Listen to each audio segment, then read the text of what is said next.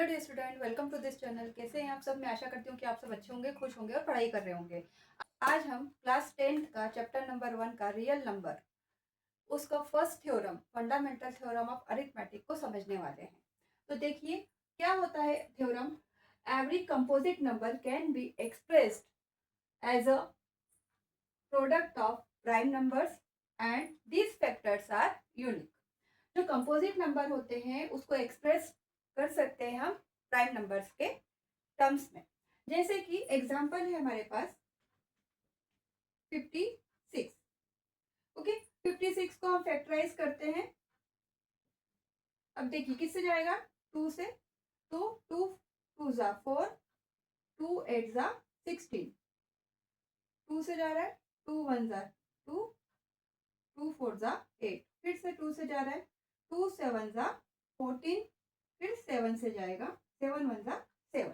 तो देखिए 56 क्या है, किस टर्म्स में ब्रेक हो गया?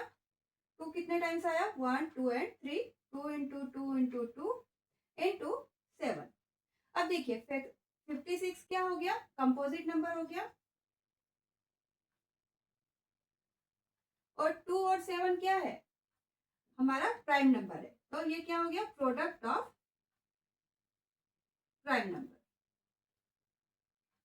ओके, तो जो कंपोजिट नंबर है वो किसमें एक्सप्रेस कर सकते हैं? हम उसको प्राइम नंबर्स के टर्म्स में एक्सप्रेस कर सकते हैं। नेक्स्ट एग्जांपल लेते हैं हम, जैसे कि है 18 है। तो 18 को देखिए एक्सप्रेस कीजिए। 18 2 से जाएगा, 2 9 जा 18, फिर 3 से जाएगा, 3 1 3 जा 9, 3 1 जा 3। तो 18 क्या हो गया? कंपोजिट नंबर हो गया। उसको ब्रेक किया हमने 2 इंटू 3 इंटू 3। तो ये कंपोजिट नंबर है, उसको हमने ब्रेक किया प्राइम नंबर्स में। तो किसी भी कंपोजिट नंबर को हम एक्सप्रेस कर सकते हैं प्राइम नंबर्स में। ओके, तो यही होता है हमारा फंडामेंटल थ्योरम ऑफ अरिथमेटिक। हमारा अब नेक्स्ट टॉपिक है एलसीएम और HCF by the prime factorisation. जैसे कि हमने थ्योरम में पढ़ा है कि कंपोजिट नंबर जो होता है वो प्रोडक्ट ऑफ प्राइम नंबर्स में ब्रेक हो जाता है। तो देखिए उसमें के अकॉर्डिंग हम एलसीएम और एचसीएफ भी निकाल सकते हैं, उसके अकॉर्डिंग, उस थ्योरम के अकॉर्डिंग। ओके, कैसे? तो एलसीएम मतलब क्या होता है? Lowest common multiple. उसको हमको फाइंड कैसे करना है? Product of greatest power of each prime factor involve in the numbers. जो ग्रेटेस्ट पावर होती है ईच प्राइम फैक्टर में वो होती है एलसीएम। उसका प्रोडक्ट क्या कहलाता है? एलसीएम कहलाता है। एचसीएफ क्या होता है? Product of smallest power of each common prime factors in the numbers. HCF मतलब क्या? हाईएस्ट कॉमन फैक्टर के अकॉर्डिंग भी आप बता सकते हैं कि हमने किसी का भी फैक्टराइजेशन, किसी भी दो नंबर्स का फैक्टराइजेशन किया तो दोनों में जो कॉमन फैक्टर से हाईएस्ट कॉमन फैक्टर है उसको हम क्या बोलते हैं? वो हमारा क्या हो जाएगा? Highest common factor. And HCF of 6 and 20 निकाल रहे हैं हम। ये तो हमें समझ में आ गया एलसीएम क्या होता है और एचसीएफ क्या होता है। 6 का अब हम प्राइम फैक्टर निकालते हैं। 2 से जाएगा 2 3 जा 6, 3 से जाएगा 3 1 जा 3। 20 का भी निकाल लेते हैं सेम। 2 10 जा 20, 2 5 जा 10, 5 1 जा 5। तो देखिए इसमें 6 का फैक्टर्स क्या आया? 2 इंटू 3 एंड 20 का फैक्टर्स क्या आया? 2 इंटू 2 इंटू 5। तो देखिए यहाँ पर पावर के टर्म्स में निकालते हैं क्योंकि हमारे पास ग्रेटेस्ट पावर है और स्मॉलेस्ट पावर है। तो यहाँ पर आई 2 to the power 1 and 3 to the power 1। 20 को भी लिखेंगे, 2 की पावर कितनी आई? 2, और ये 5 की पावर आई 1। सबसे पहले हम एलसीएम निकालते हैं, एलसीएम ऑफ 6 एंड 20। अब एलसीएम किस तरीके से निकालते हैं? Product of greatest power of the each prime factor. अब greatest power of each factor 6 और 20 में हाईएस्ट पावर किसकी है? 2 टू द पावर 2 है। तो सबसे पहले हम 2 टू द पावर 2 लिख देंगे, फिर मल्टीप्लाई लिखेंगे। 2 की पावर खत्म हो गई, हाईएस्ट पावर लिखना है हमको। अब देखिए 3 आ रहा है इसमें, 3 की पावर हाईएस्ट कितनी है? 1 है। तो 3 की पावर हम लिखेंगे 1। उसके बाद नेक्स्ट नंबर है 5, 5 की पावर कितनी है? 1। इसको टर्म्स के अकॉर्डिंग हम मल्टीप्लाई कर देंगे। ग्रेटेस्ट पावर का हमको मल्टीप्लाई करना है, प्रोडक्ट करना है। इसीलिए लिखा गया है LCM product of greatest power of the each prime factor.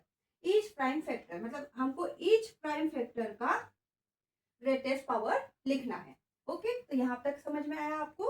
अब देखिए इसको सॉल्व करेंगे। 2 to the power 2 is 4, 3 to the power 1 is 3 and 5 to the power 1 is 5। Okay, इसको मल्टीप्लाई कीजिए तो आपको मिलेगा 60। तो LCM of 6 and 20 is 60। Similarly HCF निकालते हैं। एचसीएफ ऑफ 6 and 20 is, अब इसमें क्या बोला गया, product of smallest power of each common prime factor in the number. अब स्मॉलेस्ट पावर लिखनी है हमको किसकी, कॉमन और कॉमन प्राइम नंबर या common prime factor, each common prime factor. Okay, मतलब इन दोनों में नंबर्स में 6 और 20 में जो कॉमन नंबर आ रहा है या कॉमन प्राइम फैक्टर आ रहा है उसी वही लिखना है। तो देखिए यहाँ पर क्या आ रहा है, 2 to the power 1 है और यहाँ पे 2 to the power 2। तो देखिए यहाँ पर हम लिख सकते हैं 2 into 3 और इसको लिख सकते हैं 2 into 2 into 5। तो ऊपर भी है 2 सर्कल से शो कर रही हूँ मैं, दोनों में कॉमन फैक्टर क्या है, 2 है। तो एचसीएफ क्या आ जाएगा, 2।